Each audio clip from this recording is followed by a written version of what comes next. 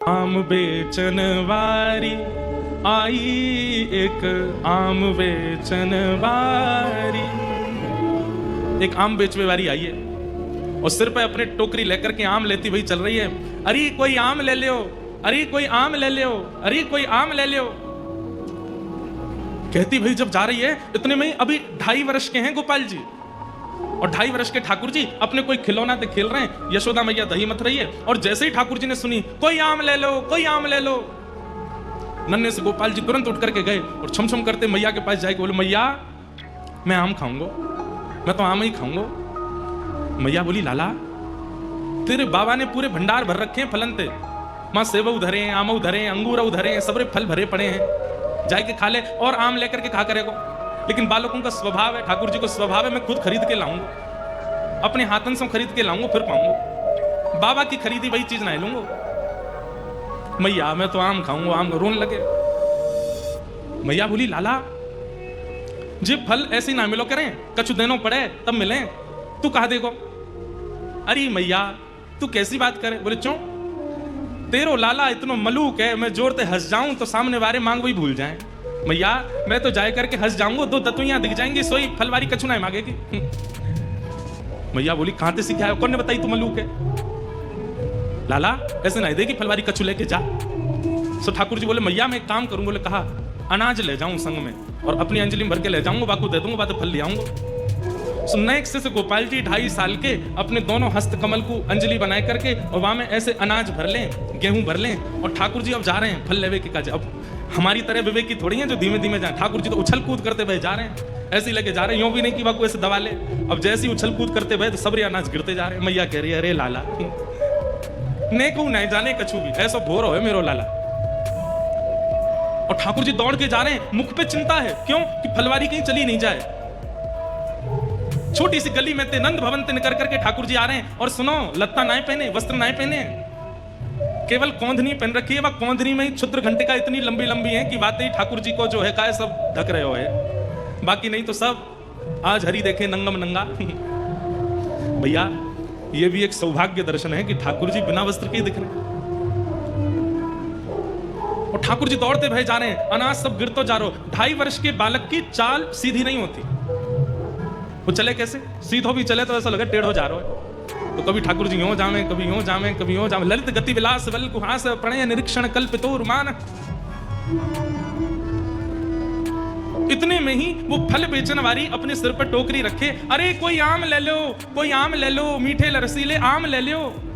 कहती भाई जैसे ही आई और वाकई गलती से दृष्टि पड़ गई, वह गली में जा गली थे नंद भवन थे, ठाकुर जी अनाज लेके दौड़ते हुए आ रहे हैं। और जैसे ही देखी है ठाकुर जी की सूरत, भूल गई सब सब।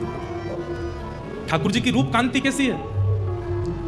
श्री कृष्ण करणामृत में श्री विल्लु मंगल जी कहते हैं कि ठाकुर जी का जो तन है वो तन तो ऐसा है जैसे कि मानो गहरा नील सरोवर, एक गहरा नील सरोवर, और उस गहरे नील सरोवर पर ये 2 आंखें ऐसी हैं जैसे मानो 2 कमल खिले हों, सबसे आकर्षक 2 कमल हों। और कभी कभी ठाकुर जी दौड़ भाग करें तो ठाकुर जी के गाल भी गुलाबी गुलाबी है जाए तो ऐसा लगे 2 कमल ऊपर और 2 कमल नीचे प्रकट है गए। ठाकुर जी की अंग कांति तो श्याम वर्ण की है, परंतु ये हस्त कमल ये भी गुलाबी है, चरण कमल ये भी गुलाबी है, ओष्ठ ये भी गुलाबी है। आहा। और बीच बीच में जो स्वर्ण के आभूषण मैया ने पहनाए हैं वो ऐसा लगे कि स्वर्ण की कोई नील सरोवर में कोई ने दीप दान किया हो, तो सुंदर सुंदर सुंदर सुंदर दीप वह सरोवर में मचल रहे हैं। तो ऐसे ठाकुर जी की रूप कांति पर मानो जैसे स्वर्ण के आभूषण लगते हैं।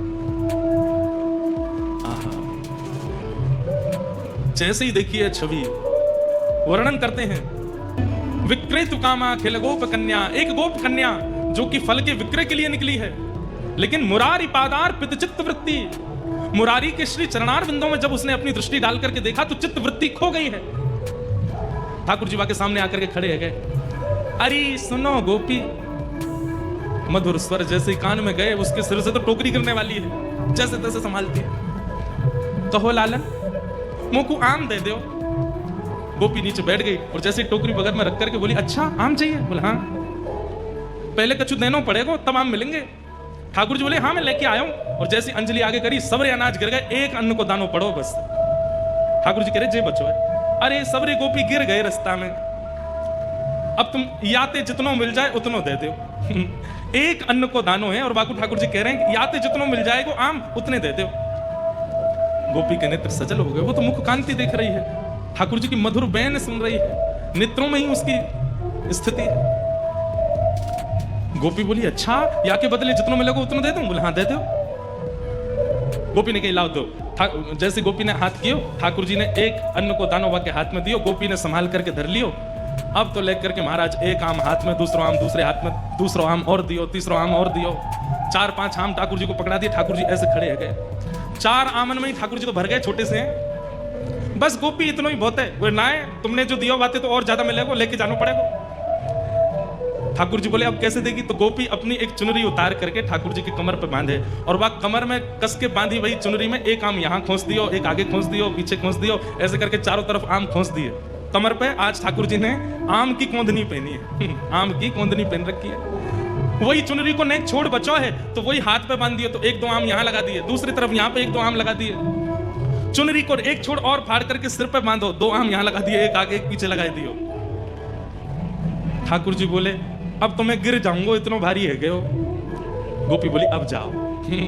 अब ठाकुर जी ने ऐसे आम भर रखे हैं, सिर पे भी आम लग रहे हैं, यहाँ पे आम फंसे हुए हैं, यहाँ पे आम लगे। अब ठाकुर जी जब चले तो ऐसे चल रहे हैं कोई गिर नहीं जाए। कहीं कहीं कोई आम ज्यादा दब गया हो तो वहां में रस निकल करके आ रहा हो, वो ठाकुर जी को स्नान करा रहा है। और ठाकुर जी ज्यों ज्यों पग बढ़ा के चलते जा रहे हैं त्यों त्यों वो गोपी निहाल लेती जा रही है। मन में इच्छा है रही है कि ये जाए ना, ऐसे ही देखत रहूं तो मैं जन्म सफल कर मानूं, मैं ऐसे ही देखती रहूं इनको। वहां से यशोदा मैया लाला की झांकी देख रही है और यहां से वो आम बेकनवारी देख रही है। ठाकुर जी की छवि देख करके निहाल है गई और जैसे ही सिर पर आम की टोकरी लेकर के निकली है, पहले तो कह रही आम ले लो, लेकिन अब रास्ता में कहती जा रही है अरे कोई गोपाल ले लो, अरे कोई गोविंद ले लो, अरे कोई घनश्याम ले लो, अरे कोई लाला ले लो, अरे कोई कृष्ण ले लो।